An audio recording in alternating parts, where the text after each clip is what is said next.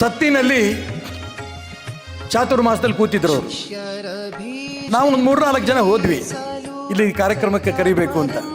ಅವ್ರು ಹೋಗ್ತಿದ್ದಂಗೆ ನಮ್ಮ ಒಂದು ರೂಮಲ್ಲಿ ಕರ್ಕೊಂಡೋದ್ರು. ರೂಮ್ ತುಂಬ ದೊಡ್ಡ ಹಾಲ್, ತುಂಬ ಜನ ಇದ್ದರು. ನಮ್ಮನ್ನೇ ಸಪ್ರೇಟಾಗಿ ಕರ್ಕೊಂಡೋಗಿ ಕೂರಿಸ್ಕೊಂಡು ಏನು ಹೇಳ್ತಾರಪ್ಪ ಅಂತ ನನಗೂ ಆಶ್ಚರ್ಯ. ಅವ್ರು ಹೇಳಿದ್ದು ಒಂದೇ ಮಾತು, ನೋಡಪ್ಪ ನಿಮ್ಮ ಸರ್ಕಾರ ಇದೆ, ಹೇಗಾರು ಮಾಡಿ ಗೋಹತ್ಯೆ ನಿಷೇಧ ಮಾಡಬೇಕು. ಬೇರೆ ಬೇರೆ ಸ್ವಾಮಿಗಳು ಭಾಳ ಜನ ಹತ್ರ ನೋಡಿದ್ದೀನಿ, ಅವ್ರು ಸಪ್ರೇಟ್ ಕರ್ಕೊಂಡು ಹೋದ್ರು ಅಂದರೆ ನಮ್ಗೆ ಒಂದು 5 ಕೋಟಿ ಕೊಡಿಸಿ 10 ಕೋಟಿ ಸರ್ಕಾರದ ಕೊಡಿಸಿ ಅಂತ. ಅವ್ರು ಏನೂ ಹೇಳಲಿಲ್ಲ. ಹಿಂದೂ ಧರ್ಮ ಉಳಿಬೇಕು, ಗೋಹತ್ಯೆ ನಿಷೇಧ ಆದರೆ ಈ ದೇಶಕ್ಕೆ ಸ್ವತಂತ್ರ ಬಂದಂಗೆ ಲೆಕ್ಕ, ಹೇಗಾರು ಮಾಡಿ ಗೋಹತ್ಯೆ ನಿಷೇಧ ಮಾಡಬೇಕು ಅಂತ ಸ್ಫೂರ್ತಿ ಕೊಟ್ಟವರು ಸತ್ಯಾತ್ಮ ತೀರ್ಥರು.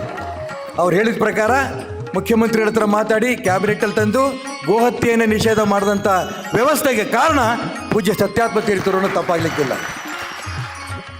ಆದರೆ ನಾನು ಯಾತಕ್ಕೆ ಇದನ್ನು ಹೊಗಳ್ತಾ ಇದ್ದೀನಿ ಅಂತ ಅನ್ಕೋಬೇಡಿ. ತಮ್ಮ ಇಡೀ ಜೀವನವೇ ನಮಗೆ ಆದರ್ಶವಾದ ಜೀವನ ಅವ್ರು ನಡೆಸ್ತಾ ಇದ್ದಾರೆ.